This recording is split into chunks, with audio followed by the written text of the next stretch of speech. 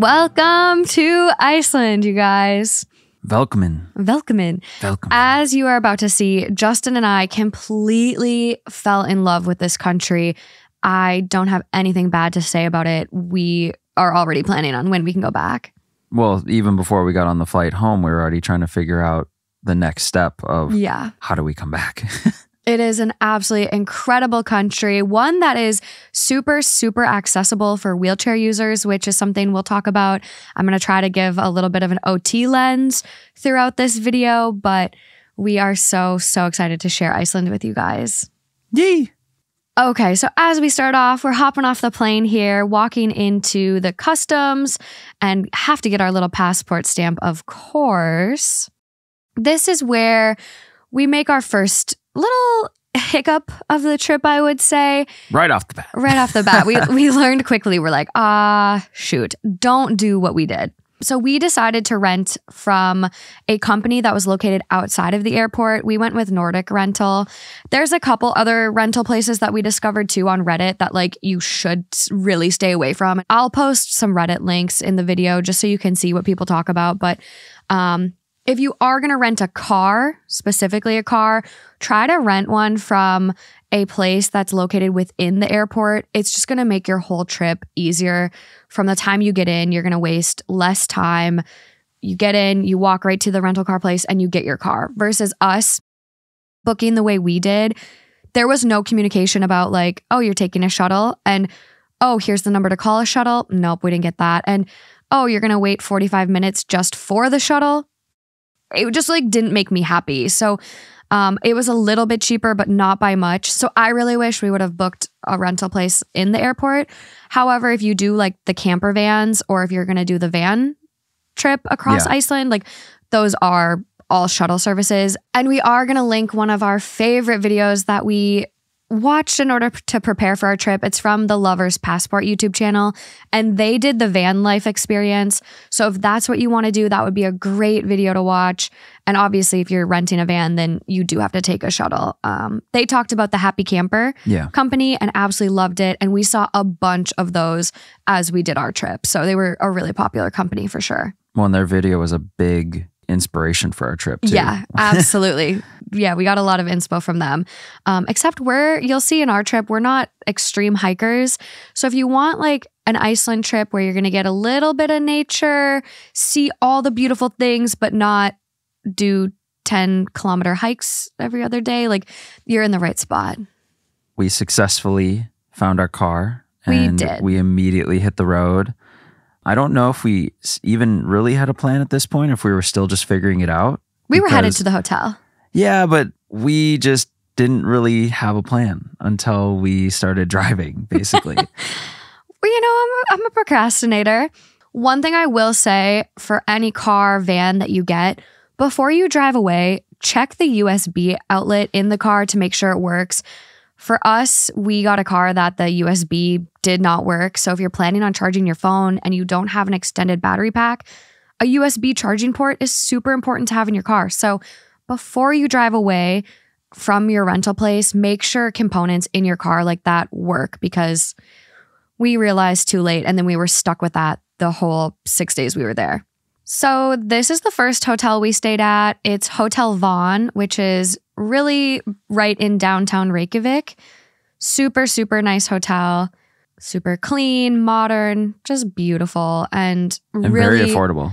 Pretty affordable. We paid about $100 for the night, and it had a great view of the church up on the hill and was super centrally located to all of these like great restaurants and shopping places. So this was a great first night for us. Then we were off to Sky Lagoon as our first kind of foray into Iceland. And I think it was a awesome way to start the trip. It was kind of perfect because it was a rainy day and it just felt so fitting. I like when I go places and it feels so authentic. And this just felt like such a great way to start the trip.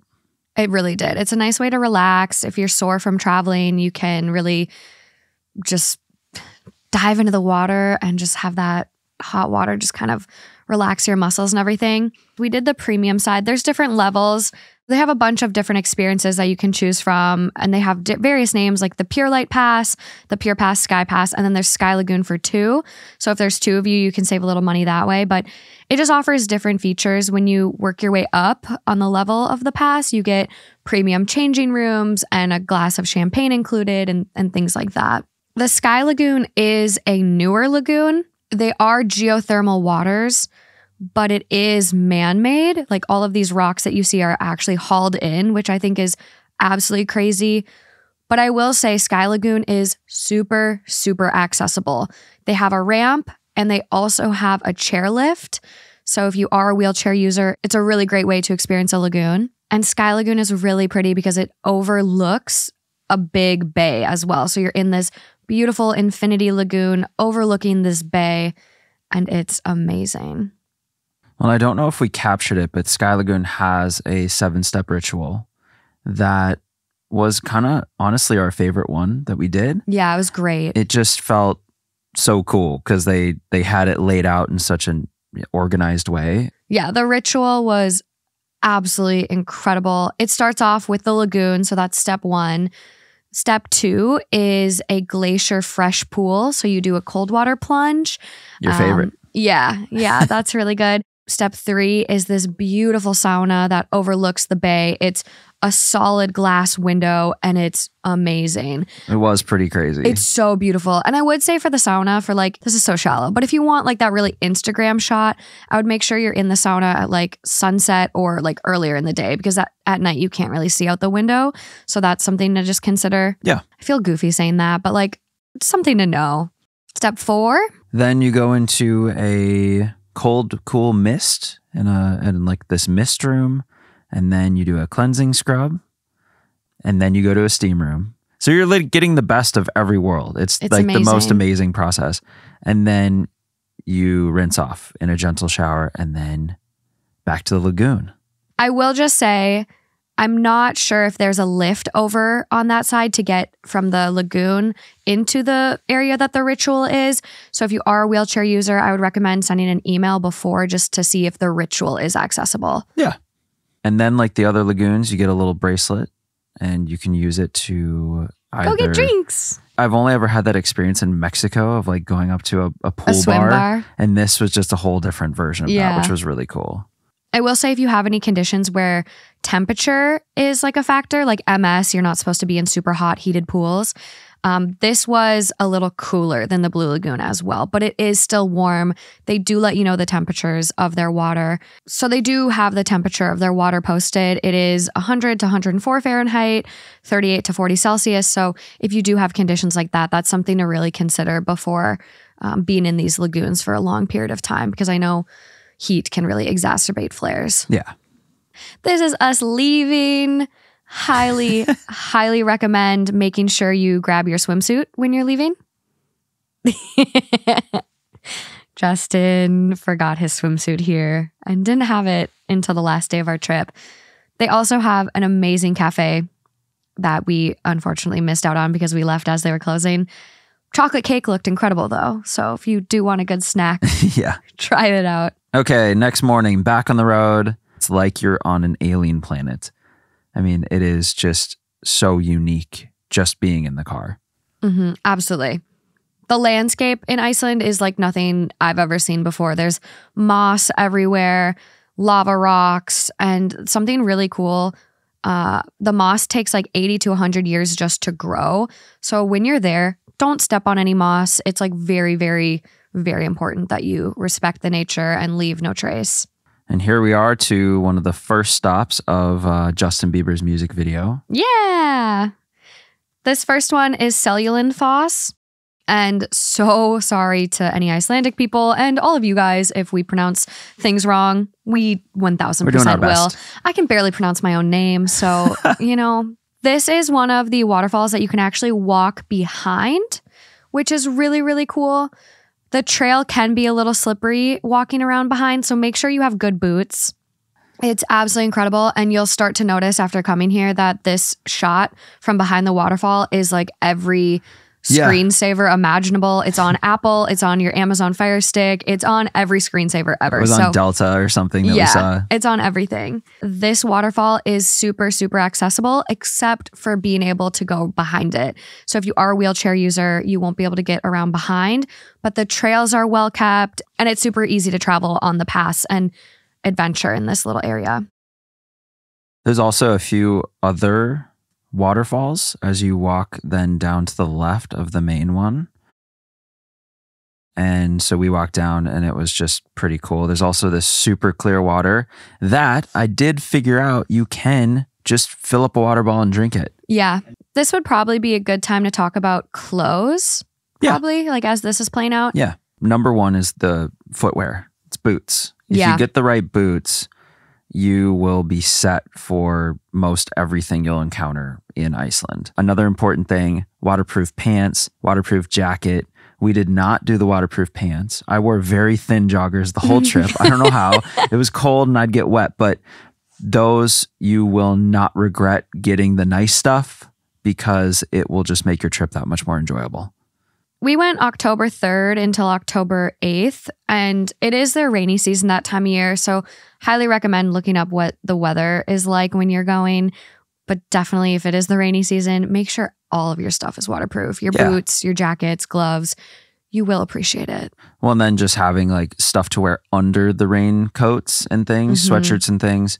We didn't freeze.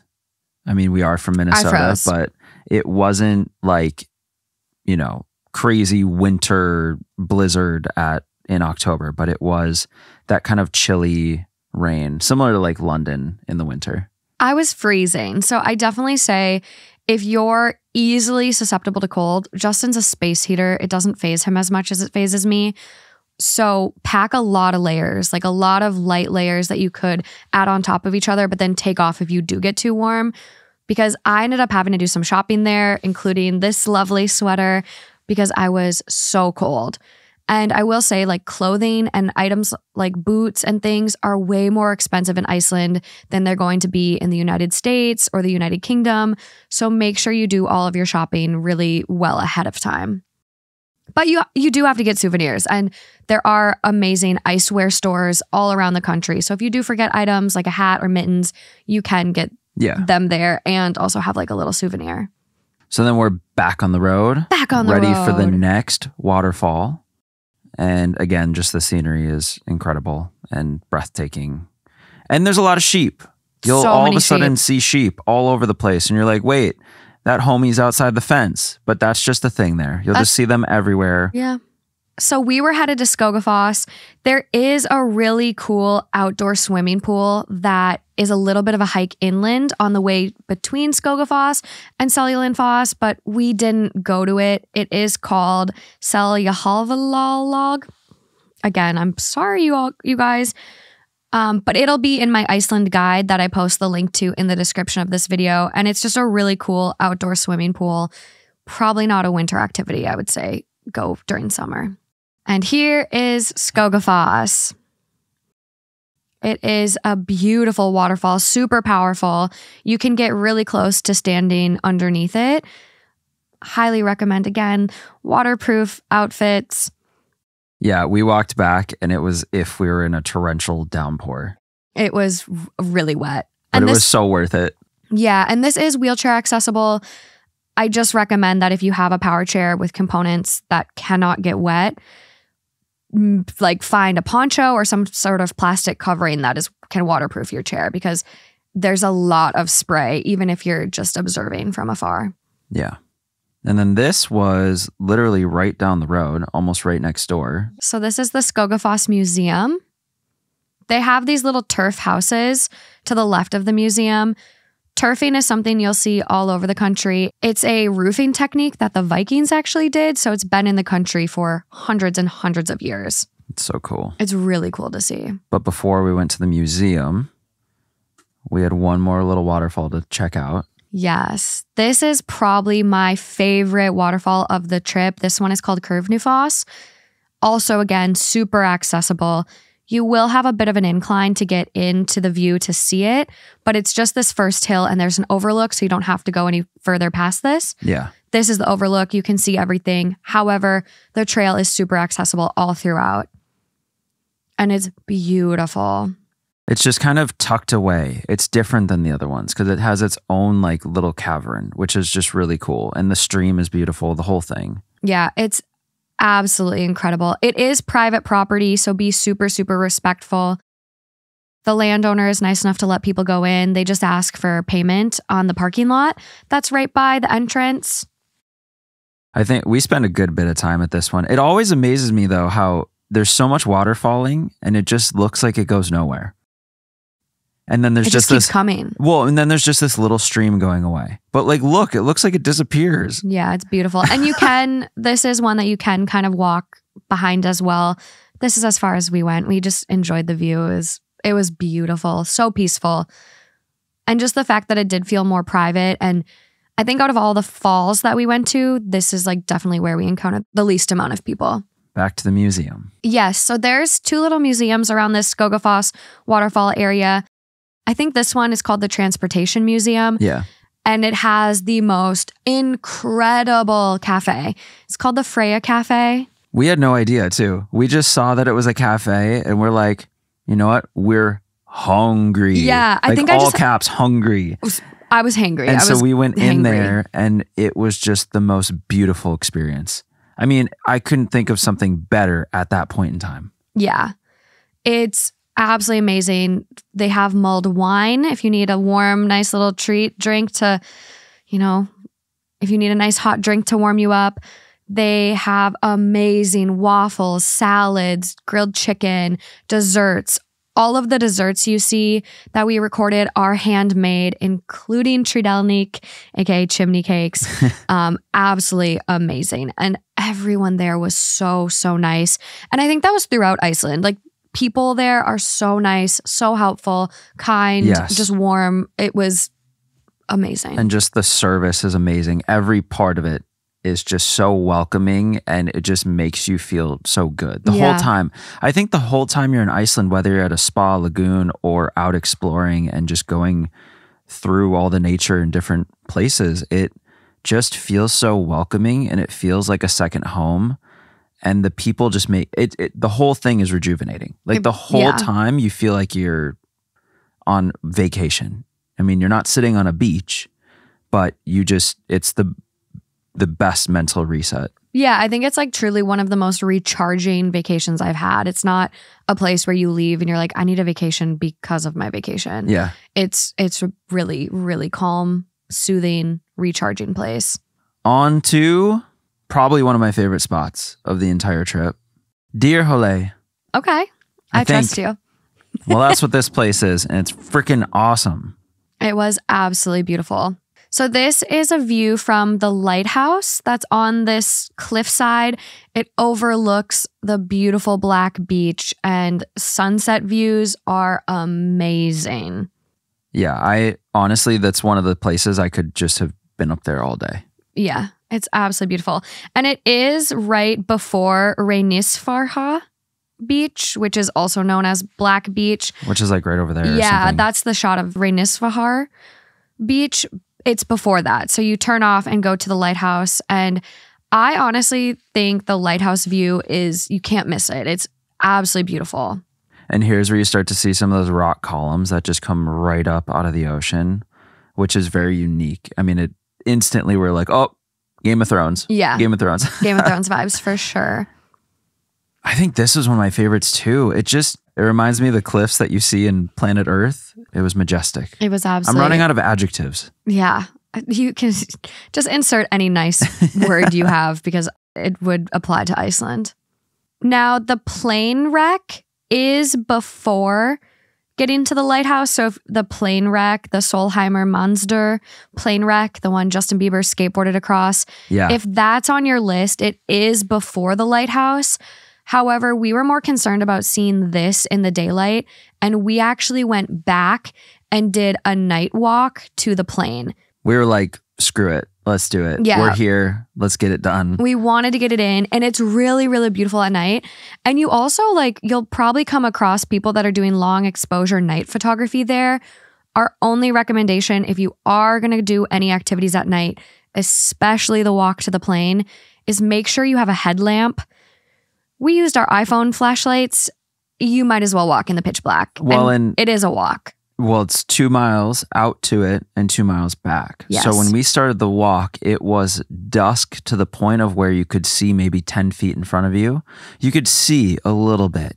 And slowly, maybe as we got halfway to the plane, it was pitch black. And we're like, should we put lights on? And then all of a sudden in the back of our heads, we're like, is there any dangerous wildlife out here that just roams the beaches and waits for people like us to walk on them in the pitch black? I mean, but luckily they don't have polar bears, so that was fine. I mean, it ended up being so awesome though. I love experiencing things in a different way. And doing that at night was definitely that. I think probably most people wouldn't like that, but it was so badass. Yeah. We started the walk, we got all the way to the plane, and then by the plane you saw some people with lights. So just because someone else had the headlight, we were able to use our iPhone cameras to take these pictures that I'll put on the screen now. And it turned out so cool. I don't know how the iPhone can pull so much light out of pure darkness, but we ended up having some friends that were there and we took some pictures. They helped us take pictures and it was just really cool. It was really cool. I wouldn't be surprised if you do it at night that you do end up out there alone. At some point, you will be completely alone out there. Which also, if you have some lights, I mean, we use simply just a little iPhone camera on the ground with its flashlight on. And then these were the pictures we were able to take with another iPhone. And I'm telling you, it was pitch black. If we turned off our phones, you couldn't see the plane. No. You didn't even know where up was from down and left, right. I mean, it was pitch black. Headlamps are going to be your best friend if you do it at night. If you don't want to do the walk, it is about a 2-mile walk each way. So it can be a little long, especially if you're doing it in the pitch black. They do have this like shuttle thing there that you can pay for and it will drive you to and from the plane wreck from the parking lot. During the day. During the day. Yes. I don't know what the hours are, but it was not active when we went. No. So after the plane, we went to check into our hotel, which was called Hotel Vik. We drove to Vik. Another great learn from us experience is plan ahead for your meals. Have lots of snacks in your car because a lot of places close super, super early in Iceland. Even if like the restaurant says it's going to be open until 9, we called at 8 and they were already done serving food. Yeah. So we went into the hotel and like cried to the front desk receptionist and she was absolutely incredible and made us ham sandwiches. And I mean, like, that was the only thing we had. There were no gas stations open with snacks, no grocery stores open, nothing. So really, really plan ahead on your food, where you're going to eat, and just have snacks and like cup of noodles that you could heat up or just anything in case of emergencies. Well, and honestly, right when you leave the airport, there is a grocery store and everyone was grabbing bags and going right to the store. And we're like, the duty free. Yes. But we were like, that's interesting. But now we understand. It's like, that's a great place to just stock up and be good. Absolutely. The duty free at the airport, especially if you're going to buy alcohol. Alcohol is kind of expensive in Iceland. So highly recommend grabbing stuff at the duty free shopping as you're exiting the airport. But this is our hotel. Absolutely beautiful. They had an amazing breakfast. And these are just like little cabins in the area as well. If you don't want to stay at a hotel and you want more of a nature experience. They're just cool. Yeah. There's also a lot of camping spots in this area. So camping is super easy in Iceland if you do the van and the camping experience. Yeah. Okay. Next stop. Up next, the most dangerous place in Iceland. I had no idea until I started getting messages from my Instagram followers. Yeah. They're like, oh my God, be careful. That's the most dangerous beach in Iceland. So be careful here. But boy, is it beautiful. And we just happened to get some serious wind. Almost like you only experience wind like this, I feel like, a few times in life. In a tornado, maybe? Yeah. It was painful, you guys. It was actually painful. You could not stand up straight. You had to lean into the wind to walk. And you could barely walk. People were falling trying to walk. Like it was so windy that day. But absolutely beautiful. The basalt columns that we sat on and took pictures were incredible. This cave. I mean, everything about this place was just gorgeous. But be really careful, especially if you're going towards the water, as the sneaker waves are super, super dangerous. Here's Morgan trying to hide from the sand pelting. Yeah, that is something like the sand at the time we went wasn't super tightly packed down. So it was loose. And because of the wind, it was coming up in your eyes and whipping you. It felt like I was getting sandblasted, and I got a new layer of skin from experiencing it. And you know your boy had to go up real close to the water and get that slow-mo. But you can see the wind. I mean, when do waves like just blow straight to the side? Yeah. It was wild. This beach is accessible. I found an amazing video on the Handiscover YouTube channel, and there's a great creator named Corey Lee who is a wheelchair user, and he actually spoke with John, who's the founder of accessible tour company Iceland Unlimited. And so the two of them kind of talk about really accessible places in Iceland, and it's a great video. They only have 97 subscribers right now, so I'll be sure to link it and you guys can check it out and subscribe if you like their content. Awesome. And there was a Game of Thrones scene actually filmed here. I don't know the exact one, but you'll know it if you know it. Yeah. There's also a little cafe at this beach with bathrooms, so if you need a snack, pop in there. Their French fries were amazing. Was good, yeah. Back on the road. Back on the road. This was a longer drive, I think. At least one of our longer daytime drives. I think at night we tried to drive the most just because we had a limited time. And yes, you miss the scenery while you're driving, but you at least get to see the main spots during the day, which is the goal. Yes. Okay, next up was Fjaðrárgljúfur Canyon.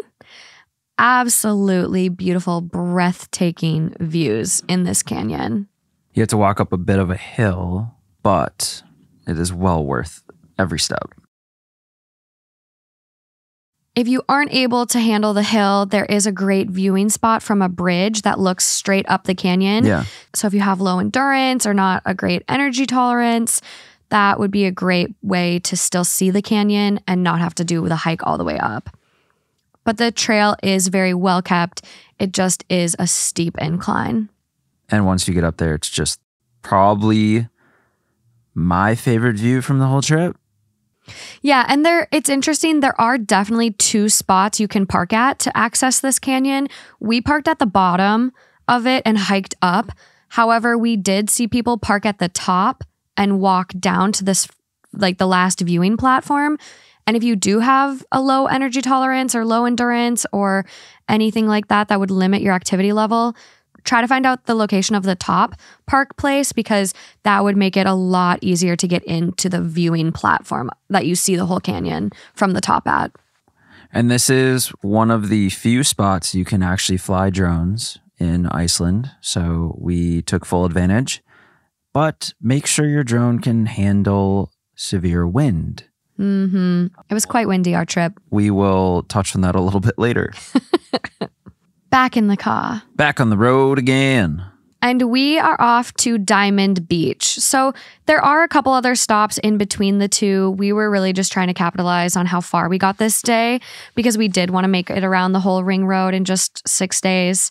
So we were headed from the canyon to Diamond Beach. So before you get to Diamond Beach, there's this restaurant and it's called Fjallsárlón, Frost Restaurant. It's before Diamond Beach. You pull off on this road on your left-hand side as you're driving to Diamond Beach. And it's got this trail that takes you to this glacial lagoon. They have boat tours that actually can take you out on this water.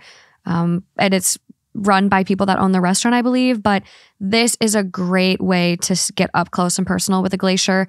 And you don't have big crowds of people, because when you go to Diamond Beach, it is pretty busy. And this is the last drone shot I thought I was ever going to take with this drone, because the wind sweeps down the mountain. Here's me trying to figure out where the drone is. I'm not flying it anymore. It's just being pushed by the wind, and it's lost signal to the controller. So I'm flipping out. I had to run back up the hill and figure out what was going on. I figured, if it's going down, I'm going to tilt up the camera and get one last awesome shot. I may never get that clip, but lo and behold, at least you have the option. I somehow got it low enough to the ground and flew it back like a few inches above all the rocks, because the wind was so strong. It was just a little bit less down there and we recovered it. But make sure you either have a powerful ass drone or just fly it if it's not windy, because you don't want to lose it. And as soon as it loses signal and starts flying towards the highway, it's a little anxiety inducing. Yeah, it's just like not, honestly, for how much we use the drone, I don't know if we personally would bring it again. Justin probably would.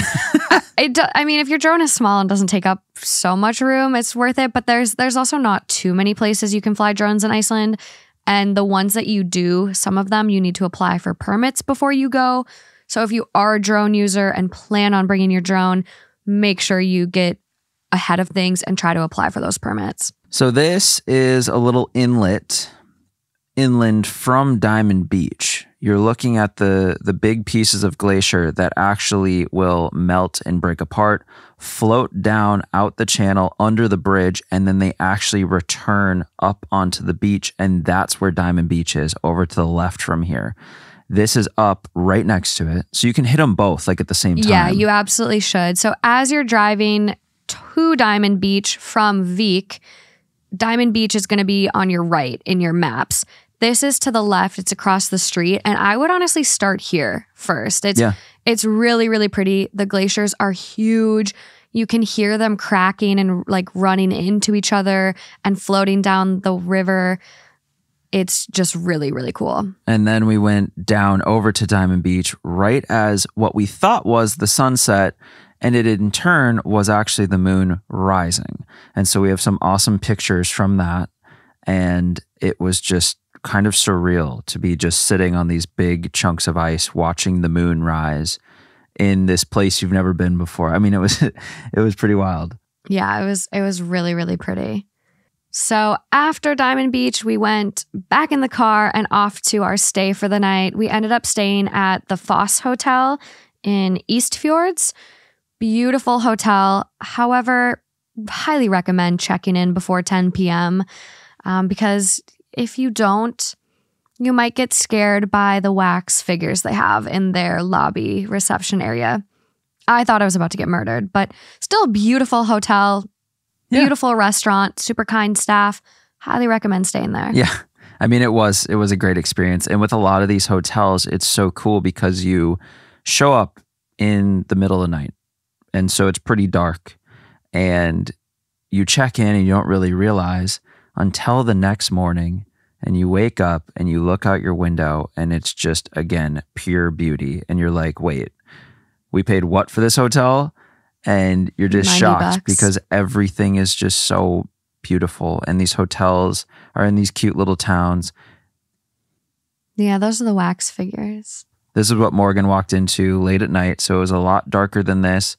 Terrifying. And all she did was come back out to the car and say, hey, I think you should come in with me. There's this random nun sitting in the corner. And I was like, what? I thought I was about to be on a new House of Wax movie. It was quite scary. But East Fjord is a little bit off of the ring road. The reason we stayed here is because the town Egilstor, it is further north on the ring road. They were sold out of hotels. So if you already have your stops planned, you can book ahead. But this was great. It wasn't too far off the ring road. I think it was just a 10-minute add-on. That was great, yeah. And we went to a really cute little bakery right in town in the morning and got amazing sandwiches and baked goods and then hit the road. And the tunnels are really crazy. They're not like tunnels we have here in the US. They're just more natural, it seems. Like, I love seeing the rock. It's so much cooler. And they go on forever and ever and ever. Miles and miles, miles. Because you're just cutting through these mountains. And this is when we started to gain some elevation. So we were going to a different part of Iceland that it started to get a lot cooler. Yes, this is starting to head towards the Arctic Circle. So you will encounter snow if you're going in the fall, winter time. I highly, highly recommend getting a car with all-wheel drive if you do travel in the winter because the roads were slippery. And we've had a lot of practice with this, obviously, growing up in Minnesota. So it wasn't the most scary thing for us. Yeah. But it is worth noting because in this environment, you slide off the road and you have car problems, you're going to be waiting a while. I mean, there's long stretches in between these towns. There's no one out there, really. It's pretty quiet. One thing I wish we would have done is go to Studlagil Canyon. It's a beautiful basalt column canyon with a bright blue river flowing through. There was construction on the roads when we were there, and it would have added an additional 3 hours of driving to get there for us. So we did skip that one. But if you are doing the ring road, highly recommend going there because it's beautiful. It's on our list next time for sure. Yeah, you always need a reason to go back. It's exciting. Yes. But here we are getting to Dettifoss, one of the most powerful waterfalls in Iceland. In the world. Yes, in the world. It is. And what I love about it is as you walk up to it, it's full interstellar vibes. Yeah. I mean, it's just, you don't even know what you're walking into. And that's what I loved about a lot of these places is when you have a little bit of a hike to it, it's so rewarding because you don't know, it's not just right there on the side of the road. You don't know what you're about to see. Yeah, it's said to be the most powerful waterfall in Europe. This is one that I would say is not super accessible. I don't know as a wheelchair user if you could get on the trail that goes to the falls. Yeah. However, as we were there, we did see that they had a lot of metal platforms. So there's definitely plans to build a metal path, like an elevated platform walkway. So keep checking. Maybe in the next couple years, they'll have that built. It would be like a long extended version of this. Yeah. So they have the same materials you see here that they're definitely getting there. But as of right now, it's not completed. Here's Morgan's favorite little viewing point. Yeah. And I mean, they have this ramp already built for wheelchair users to get an elevated view. They just don't have it totally completed yet. So honestly, maybe even by summer 2023, it'll be done. Like it could be done way faster than I think. And then we were back at it. Back in the car. And as you drive, some of the things we didn't hit were some of these random natural hot springs. Yeah, there was a beautiful geyser you'll pass. Definitely wish we would have stopped there, but we had a reservation for horseback riding. So that was not on our agenda. But a lot of people do stop and love them. We just stuck to the lagoons based on our time. Yes. This is our first off-roading experience. It was pretty bumpy, and we were thankful for the car we had chosen. Yes. We've seen some other creators recommend getting the wheel and like road insurance on the car. You definitely can. The roads, if you do any off-roading or like adventure to this horseback riding place we went to, the roads are kind of rough. So always nice to have that insurance in case you pop a tire. Yes. So we're about to roll up to Eyjardalsá. It is a small farm run by an amazing woman named Anna. It's been in her family for quite some time, and I've never had a better horseback riding experience on vacation.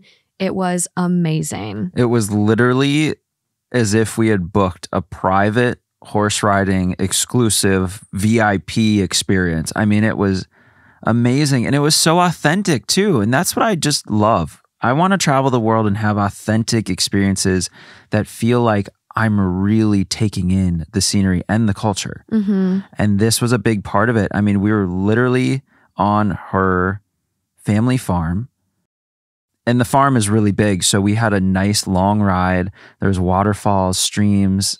It was just perfect. It's beautiful. And Anna does have a working farm. There's lots of sheep there. I mean, her husband was getting home when we were ending our ride and they were starting to feed the animals. All of her horses are amazing. She's a trainer herself, and she has an amazing little farm dog, Moya, who followed us along our ride and is the cutest little thing. But you get to go to this waterfall that's on her family property. They even harness their own electricity with this waterfall, which is really, really cool. And you just ride all over. We rode down the road. We end up riding across and through rivers. We end up along this like cliffside overlooking another river. I cannot recommend this farm enough. It was truly the most incredible experience. I was making jokes about, what if the horse dumps you? You're just going to roll right down into the river there. Yeah. Here we were crossing, and look at them concentrating so hard. They got to figure out where to put their feet. But the thing is, like, these horses are incredible. Yeah. They just are powerful little beasts. They are. Icelandic horses are amazing. They have a different gait called a tolt that other horses don't have. Once they leave Iceland, they can't come back. It's to keep the bloodlines of the Icelandic horse pure. They're absolutely amazing. If you are disabled, there are a couple different places in Iceland that offer rides for wheelchair users or people with disabilities. If you have CP or things like that, the horse's movement actually is amazing for your hips. It has the same movement of a human walk, so it's really, really good for you.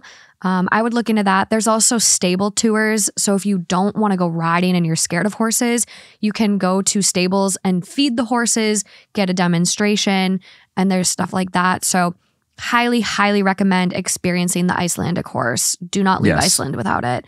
So pick and choose whatever is appropriate for you. Then we left horseback riding, did a lot of night driving again to end up at this hotel, which again, here's another experience of not knowing where you're staying until you wake up the next morning and you look outside and you're on this beautiful golf course with all these mountains, this lake. I mean, it just happened again and again. Yeah, this is the Iceland Air Hotel in Hamar. It was really, really pretty. And we didn't spend more than $120 a night for our hotel. It was pretty affordable. But again, there are cheaper options if you book well in advance. We were booking the night of every time. And if you do a camper van, then you kind of get this like car rentals plus hotel experience for one price. So that's something to consider. So back in the car we go, back to Reykjavik. We wanted to explore this beautiful church and see the Leif Erikson statue out front. The organs here are absolutely incredible. And the church actually does have organ concerts there. So if that's something that you'd love to see, kind of look at their schedule. It would be epic. Yeah, but beautiful, beautiful architecture. And we had lunch at a really cool pub just down the street. Great chicken sandwiches. It was really good. But there's a bunch of food in this area and a bunch of really cute shops. There's also an amazing walking tour that you can find with a local Iceland guide that takes you to all of these tourist attractions, gives you all the history, and then takes you to a bunch of authentic Iceland cuisine restaurants. I'll post the link in the description for the video, but we creeped on a bit of his tour out front by the statue, and we were a little jealous. We kind of wished we did it. We were like, can we join? Yeah, we thought about just joining and walking up with them, but it's a really cool tour. And then to the crown jewel of the trip. My absolute favorite. This was our last night before flying out, and we wanted to spend it relaxing, so we stayed at the Retreat Hotel that's at the Blue Lagoon. I mean, from the moment you pull in, there's a private driveway that are only for the guests of the retreat spa, and you pull up to the door and they immediately, I feel like I've never even had an experience like this in my life. They come out to the car, immediately grab all your bags, they go park it, they take care of everything. They sit you down, and you don't just go up to the desk and check in holding all your stuff. You get sat down, they bring you, glasses of champagne. It's just fully relaxing from the start. If this trip hadn't already been relaxing enough, this was just the ultimate spa getaway. Yeah, it was absolutely incredible. Prices can vary for this hotel. It was about $1,200 a night for us, which is absurd. I fully recognize that, but this was a bucket list thing for me. I've wanted to go to the Blue Lagoon and stay here forever. And so this was something I was willing to splurge out on. They do have another hotel on the property of the Blue Lagoon. It is more affordable and also an amazing experience. But you also don't have to stay here to have this experience. We went to both sides, the Retreat, which has private lagoons and a spa, and we went to the Blue Lagoon, and both experiences are incredible. If you don't want to stay at the hotel and pay the $1,200 a night, you can also just buy a pass to the Retreat Spa that gets you access to the private lagoons too. I will say though, if you're able to, if you want to have the highest level of the experience that you can at the Blue Lagoon, and you're able to save or able to buy this, it is worth every dollar of it. Yeah. It's not like you're, overpaying for a brand name and all this. It is just really, the experience is truly worth that money. Yeah, it's incredible. The whole hotel is so well built. It's beautiful. The food, incredible. The drinks, incredible. I mean, everything. And you get to walk around in your bathrobe the entire time you're there, which that really sold it for me. And they have a Northern Lights wake-up call in the middle of the night. So there's just all these additional services that come along with it. You can do yoga in the yoga studio. They have yoga classes in the morning. I mean, it's the full experience. It is. They also have an included breakfast that is made to order whatever you want. Omelets, eggs, toast, avocado toast, and that's included in the night. So, I mean, that breakfast, if we would have had it somewhere else, would have been easily $150. The pass to go to the retreat spa is over $500. There's 2 of us. So we kind of looked at it like we wanted to experience that private side and have that. And if we were to just buy the pass for the spa and food, it already equaled what we paid for the hotel. Yeah. So it was justifiable for us. However, we get it is super expensive and there's amazing ways to experience the Blue Lagoon and find a hotel outside of it. And you're going to have a great time as well. Well, and you mentioned the other hotel is more affordable. Yeah, the other hotel they have is definitely more affordable. Both of them book up super far in advance. So if this is something you want to do and it's on your list, make sure to book early. And you are not able to film or record anything inside the spa or within the private lagoons. So we respected that. And then we had to go see the classic, the main one, the one that everyone loves. And so we were able to film over there. So we went and experienced that for a little bit. Also great. They have a bunch of different face masks for you. They have a swim up bar. The Blue Lagoon is super accessible as well. They don't have a chair lift like Sky Lagoon does. However, they have a lot of ramps and they also have PVC waterproof wheelchairs. So if you don't have a water chair of your own, you can easily rent one or use one of theirs. Justin kind of brought up, he's like, are you sure they didn't have a lift? I didn't see one, but they might have added one now. I also am going off of the video by Handiscover, and they mentioned that they don't have a lift at the Blue Lagoon, but they might add one in the future, but it still is easy to get into the lagoon with the ramps and the waterproof chair that they have. They also have a shower chair available for you to use if you want to use a chair in the shower as well. So if you are disabled and have an assistant with you, the Blue Lagoon does let you have that personal assistant and they cover the cost of the admission for your assistant. So if you need any help in the changing room and you'd like to have someone come with you and stuff like that, they will cover the cost of that person's admission, which I think is amazing. And we went back to the hotel after our lagoon experiences, had an amazing, relaxing night. We didn't see any northern lights that night. No wake-up call because it was a little cloudy. Yeah. The next morning, we were checking out of the hotel, but because we stayed there, they actually gave us a complimentary pass to the Blue Lagoon to hang out until our flight, which was super nice of them. We ended up having lunch at the Lava restaurant that's located on the grounds. Highly recommend the cauliflower soup. It's making me hungry right now. So good. It was absolutely amazing. And I would definitely eat at the Lava restaurant if you're going to the Blue Lagoon. A lot of people wore their bathrobes there for lunch. You just wear them everywhere. It's the best. It was amazing. But that is our Iceland trip. We left the hotel, went to the airport, had a little bit of chaos returning the rental car because, again, they didn't even give us their address. The rental car place, it wasn't posted in the car. It was not Googleable. We Googled it and it brought us to their old location. So again, highly recommend renting a car from a vendor at the airport. Yeah. If the price is about the same. But other than that, we flew out with Iceland Air, which transitioned to JetBlue in the States. Great experience with Iceland Air. Highly recommend flying with them. JetBlue, I could do without. But again, the overall experience was incredible. And yes. Immediately we were trying to figure out how to plan our next trip back. Yeah, I'm ready. Iceland, please just adopt me. I would happily go back anytime. And I can't wait for you guys to see our next video where we try some other things. There's a lot we missed. There's so many stops that we would have went to if we had a little bit more time. You'll see them in the Lovers and Passports video, but we really wanted to explore the west side where the fjords are up in the northwest area of Iceland. And of course, Studagill Canyon. There's so much to see in this amazing country and we highly, highly recommend going. Yeah.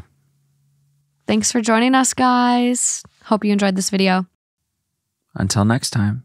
Until next time. And hey, this is like the first travel vlog we've had on the THT Unsupervised channel. So if you like this content, be sure to give us a thumbs up. Let us know in the comments and please subscribe. Yes.